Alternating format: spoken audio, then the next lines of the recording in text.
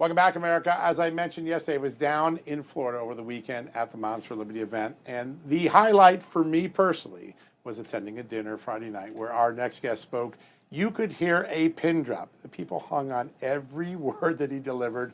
And I realized halfway through his extraordinary talk, he made some pretty big news about the incredible successes the Trump administration has in eradicating terrorists from the world. Joining us now, the man who gave that speech and wowed the audience, the Deputy Assistant to the President and the Senior Director for Counterterrorism at the National Security Council, our good friend, Dr. Sebastian Gorka. Seb, great to have you on. It is a distinct pleasure, especially to be in your new studios. You were a regular guest, honored, high value guest on my daily radio and TV show. It's great to be here with you guys. So God bless, and it was great to break bread with you as well. We had such a blast, but I was blown away by the stories you were telling. And also, I think the commitment that the Trump administration has had to eradicating these jihadists who roam free for the last 4 or 5 years, no threat to them at all. You gave a number at that talk. Tell us how many terrorists have been captured and killed since President Trump took over. I'll give you one of those because we're actually turning most of them into red mist. So outside of the Houthi campaign, we have killed 370 leading jihadis around the globe. Those who have blood on their hands, who've killed Americans or who are planning to kill Americans. So as we say in the National Security Council, America's back in the business of counterterrorism thanks to President Trump. Wow. Amazing. I love it. And thanks to Sebastian Gorka. And also, you know, your job kind of overlaps with Tom Homan in that Tom Homan promised to do worst first. And as far as I'm concerned, when it comes to the worst, that would be a lot of those folks that you were just talking about, folks who came in and created sleeper cells under Joe Biden. Are they getting deported fast enough? Are they getting apprehended and arrested fast enough for your liking? Well, look, this is the incredible thing and the massive difference between this administration, the first Trump administration, in which I also served. Back then, we had, well, I'll be blunt, lots of people at the highest levels, including Chief of Staff Kelly and others, who are basically subversives, who are undermining the will of the president, or those like Rex Tillerson, who weren't meant to be. They didn't know what MAGA meant or America First.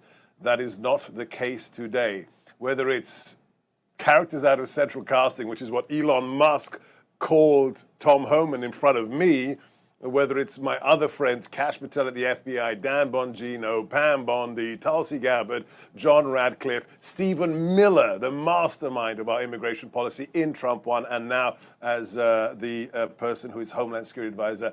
This is a team that has one thing above all else in front of them: executing the mission to keep America safe. So, yeah, we've killed hundreds of jihadis. We've rescued almost 100 Americans, brought hostages back home. But I look at the figures that Tom and Secretary Noem have achieved, and Stephen Miller, 1.6 million illegals, not only deported, arrested by ICE and HSI, but a large proportion of those individuals, because they're afraid of Tom, they're afraid of Stephen Miller, they're afraid of Governor Noem, deport. That tells you everything you need to know about how effective the A-team really is. You told the story at the Friday night dinner that was so amazing. The moment you realized that the world was going to be incredibly different with Donald Trump and president, you're a few days in. First, tell us what the counterterrorism staff told you when you first got there. This was shocking in and of itself. Yeah, thank you for this opportunity, John. So unlike cabinet members, if you're a senior director running counterterrorism for the president, you're not Senate confirmed. So at 12:01, I was literally actually outside the White House campus with my fresh access card, listening to the president give the oath of office in my little earbud. And they told me at 12:01, when he raised his hand, you will be permitted onto the campus. And sure enough, I was listening to him take his oath of office for the second time, swiped my White House ID card, the turnstile dropped, and I walked back into the White House. I spent the next 8 days with my counterterrorism team at the National Security Council, going across the U.S. government, intelligence community, the Department of War, so on and so forth, asking them, what's the lay of the land? How bad have the last 4 years been? And it was as if everyone had been issued the same talking points, John. They said, can we please be allowed to do our job? Can we return to the rules of engagement from the first Trump administration, unlike Biden, where if you wanted to kill a jihadi in CENTCOM AOR, in AFRICOM AOR, you had to go all the way up to Jake Sullivan, the key propagator of the Russia hoax, the then National Security Advisor, who would then have to ask Joe Biden if he was awake, can we kill this person who's killed Americans? Which of course meant basically nobody was harmed who needed to be dealt eternal justice. Well, day 8, we took that request into the Oval Office with the then National Security Advisor, with a member of my NSC team. We put a map in front of the president with a terrorist training camp, an individual, a leading member of ISIS. And we told the president, sir, we've been tracking this person for 18 months under the Biden administration. The president looked up from the Resolute desk and he said to us, what do you mean we've been tracking him? Kill him. He took out that iconic Sharpie pen. He ticked the go box on those operational orders.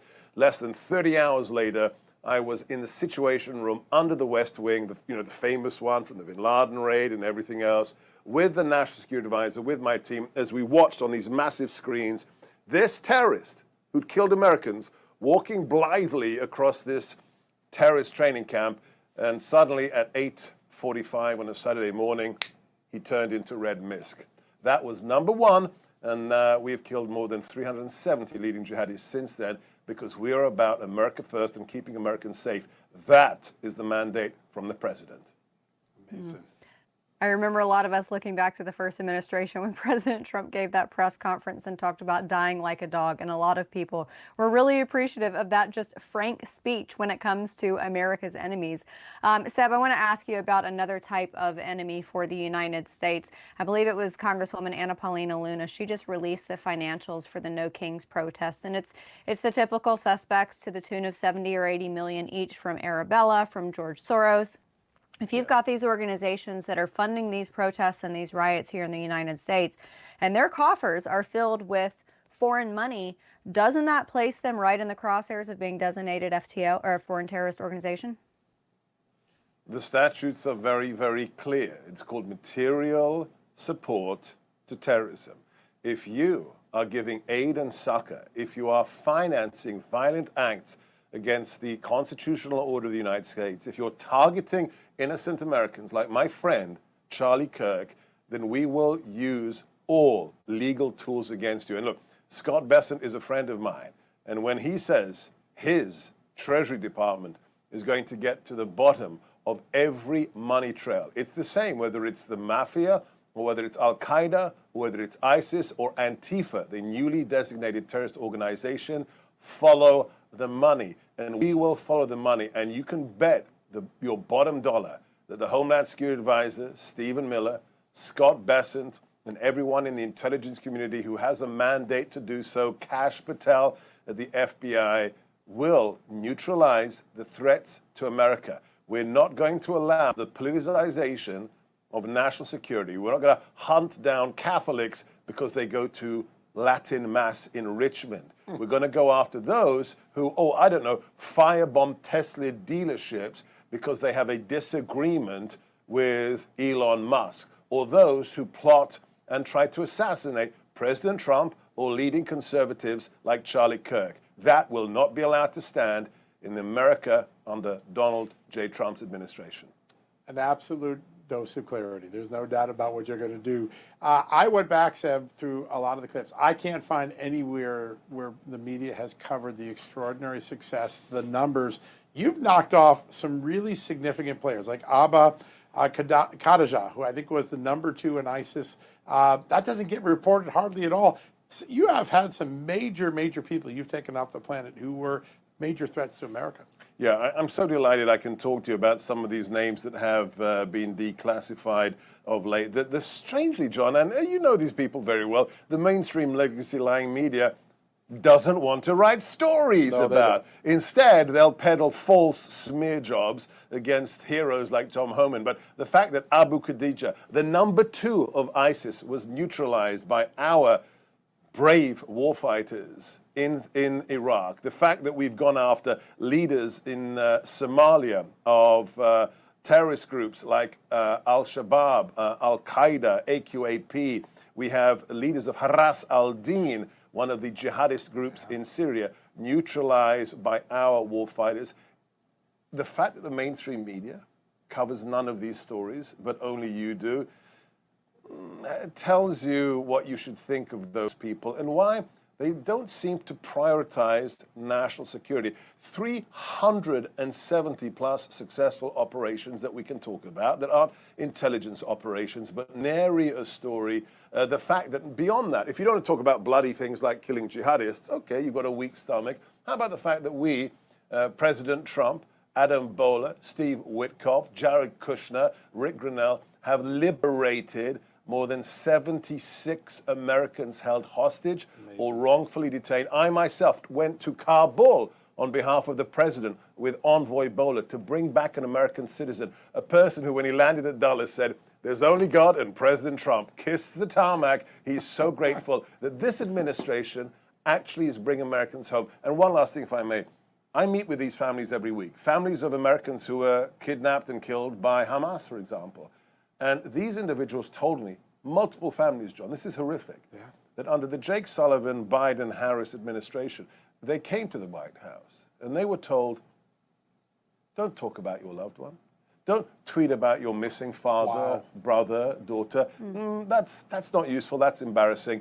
We, on the other hand, have exerted maximal pressure. Social media, President Trump's tweets, that's how we get people back, because it is peace through strength. We don't hide our responsibility, we exercise it.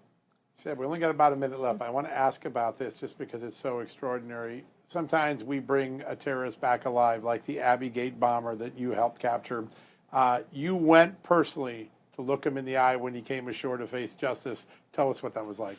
Unbelievable. It was the night of the president's address to Congress. At 3 a.m., I was on the tarmac with Tulsi Gabbard, Kash Patel, Pam Bondi, John Radcliffe, as we wait for the DOJ jet to land with Jafar, the Abbey Gate bomber, on board. A priority I'd made for myself. I had no idea 41 days into the administration, because of our intelligence professionals, because of the assistance provided by Pakistan, that man is in a Virginia federal penitentiary now and is going to pay the full penalty for killing our 13 brave servicemen and women in Kabul under the rout of Joe Biden.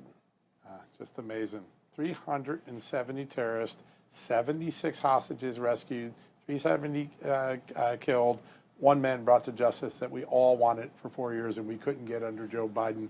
That is the record of President Trump and this man right here, Dr. And my Sebastian team. Gorka. And my team. You have an amazing team.